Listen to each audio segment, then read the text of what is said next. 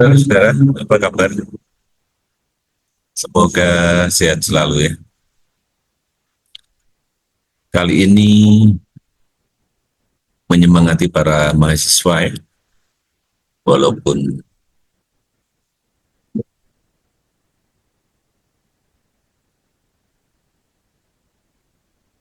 bisa dikatakan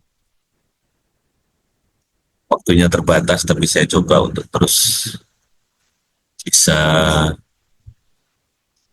berbagi ya, sebagai bahan lah untuk saudara-saudara berdiskusi. Karena ini banyak hari libur ya, biar saudara-saudara nggak terlena nanti. Oke, kita mencoba melihat bagaimana Pancasila sebagai dasar pendidikan hak asasi manusia. Tentu saja ini sebagai satu proses pembelajaran ini yang bertujuan untuk menumbuhkan pemahaman, sikap, keterampilan.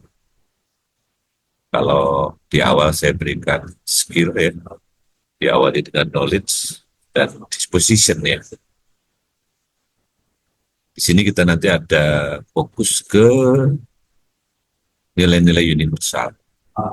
Ada kebebasan, keadilan, kesetaraan, dan martabat sebagai manusia ya. Nah di sini kalau saudara melihat filsafat Pancasila ya, pada sila pertama nanti tentunya kebebasan untuk beragama, keyakinan. Kemudian pada sila kedua nanti ada hak hidup ya. Nah, di situ manusia punya martabat. Dan seterusnya ya, nanti slide ini saya bagikan.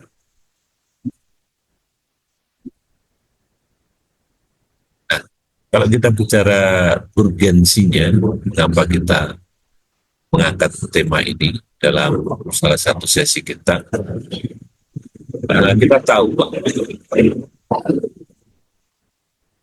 di seluruh dunia ya masih banyak pelanggaran-pelanggaran yang dicatat ya, dengan menebalkan nilai-nilai yang ada pada diri kita yang sama-sama kita sepakati, diharapkan itu nanti bisa mencegah. Tentu saja di Indonesia juga kita punya catatan ya. Nah, kesempatan ini juga saudara nanti bisa renungkan bagaimana menginternalisasi semangat toleransi, empati, dan tentu saja kalau kita bicara Pancasila ujungnya adalah kesejahteraan umum ya. Kalau kita lihat di bahasa pembukaan Undang-Undang Dasar 1945. Nah, pendidikan ini juga menjadi dasar etik ya untuk membentuk regulasi kalau nanti saudara-saudara jadi pejabat ya, senator, buat kebijakan ya.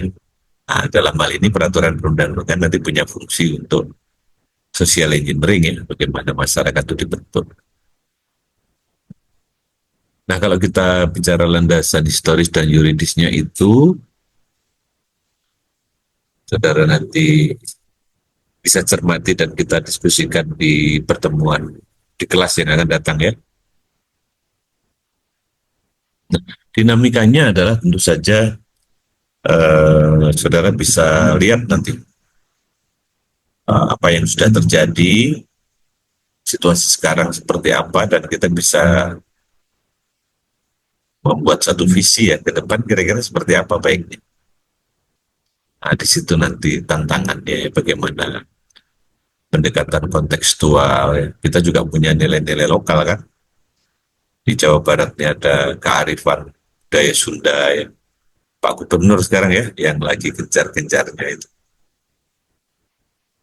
Kita juga nanti akan mengintegrasikan ya, memahami bagaimana pendidikan ini diintegrasikan dalam kurikulum, baik kurikulum sekolah maupun perguruan tinggi. Bagaimana penerapannya? Ya kalau di kampus ya saudara nanti bisa saudara bandingkan nanti dengan bahan-bahan lain, saya sudah siapkan. Bagaimana kalau kita fokus ke inklusivitas, non diskriminasi, ya. Nanti berkembang juga bisa ke forum diskusi lintas ideologi. Nah, kalau pengembangan kebijakan yang melindungi kelompok rentan ini, nanti saudara bisa pantau bagaimana. Kalau di Fakultas Hukum biasanya ada melihat ya bagaimana DPR membuat draft-draft peraturan perundang-undangan itu ya. Dia rencanakan tahun ini apa saja yang dilakukan ya terkait dengan pengembangan uh, peraturan perundang-undangan ya.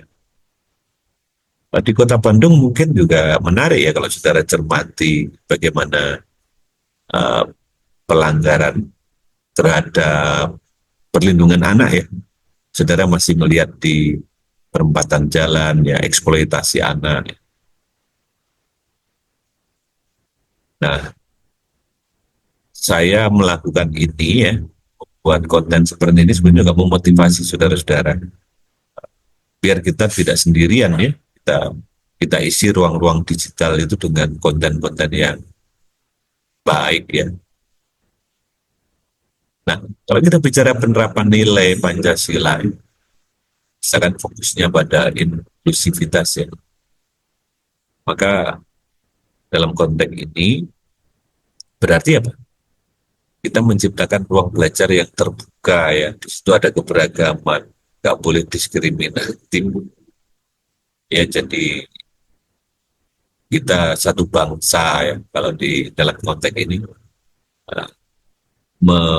menerima perbedaan suku ya, keberagaman agama ya. Kalau ras tentu saja ya, gitu. Nanti terkait dengan nilai-nilai universal. Kalau jenis kelamin, saya kira saudara bisa lihat bagaimana ada kesepakatan ya, atau kuota perempuan ya di dalam pencalonan anggota legislatif ya. Kemudian kalau kita bicara inklusivitas ini juga masuk ke latar belakang sosial ya. Tidak membedakan antara yang kaya, yang miskin. Atau pandangan politik, dan sekarang ada yang pro Jokowi, ada yang anti Jokowi. Kalau kita bicara inklusivitas itu nggak boleh membuat terjadinya diskriminasi ya. Nah, kalau kita lihat sila ketuhanan yang Maha Esa nanti, ini saudara bisa cermati poin-poinnya yang ada kemanusiaan, sila ketiga, sila keempat, dan sila kelima ya. Saya sudah siapkan untuk bahan liburan saudara biar nggak